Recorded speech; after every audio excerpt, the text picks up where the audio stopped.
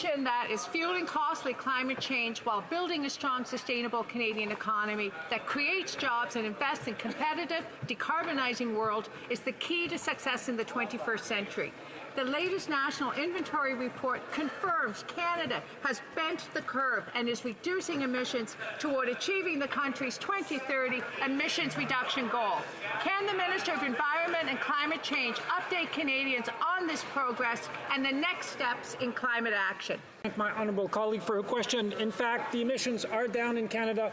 And it's not only according to us, but the independent Canadian Climate Institute says that for the first time in the history of Canada, we're on track to meet our 2026 and 2030 targets, Mr. Speaker.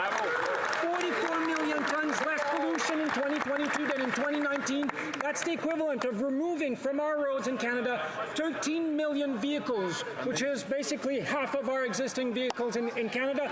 More needs to be done, which is why we're the first and only country in the G20 to have eliminated fossil fuel subsidies and the only large oil and gas producer to put in place a cap on emissions, Mr. Speaker.